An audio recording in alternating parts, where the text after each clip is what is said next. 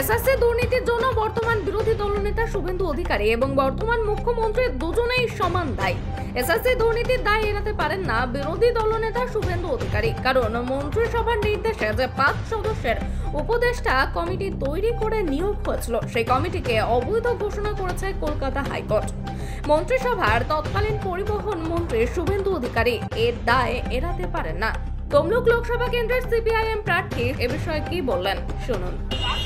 এই এসএসসি দুর্নীতি গোটা ভারতবর্ষের একমাত্র দুর্নীতি, যে দুর্নীতিতে বর্তমান সময়ের মুখ্যমন্ত্রী এবং বিরোধী দলনেতা দুজনের আশ্রয়তে, দুজনের প্রশ্রয়তে এই এসএসসি দুর্নীতি হয়েছে।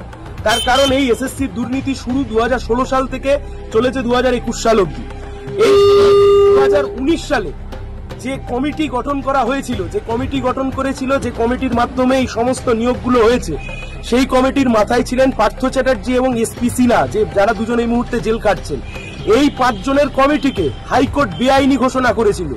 এই 5 জনের কমিটি মন্ত্রিসভা গঠন করেছিল। যে মন্ত্রিসভায় মমতা ব্যানার্জি ছিলেন, যে মন্ত্রিসভায় আজকের বিরোধী দলনেতা শুভেন্দু অধিকারী নিজে ছিলেন। এবং ভারতবর্ষের সংবিধান বলছে যে কোনো সিদ্ধান্ত একটা কালেকটিভ সিদ্ধান্ত হয় মন্ত্রিসভার। মন্ত্রিসভার সিদ্ধান্ত কোনো ব্যক্তির সিদ্ধান্ত হতে পারে না। মন্ত্রিসভার সিদ্ধান্ত একটি কালেকটিভ সিদ্ধান্ত, একটি কালেকটিভ রেসপন্সিবিলিটি। ফলত এই গোটা এসএসসি দুর্নীতি যেমন ভাবে আজকের মুখ্যমন্ত্রীর জন্য দায়ী, তেমন ভাবে রাজ্যের বিরোধী দলনেতাও এর জন্য দায়ী। তার কারণ এসএসসির এই দুর্নীতির সময় তিনি নিজে পরিবহন মন্ত্রী হিসেবে এই দুর্নীতিগ্রস্ত নেতাদের পাশে ছিলেন, নিজে মন্ত্রিসভায় পদ উজ্জ্বল করে বসেছিলেন।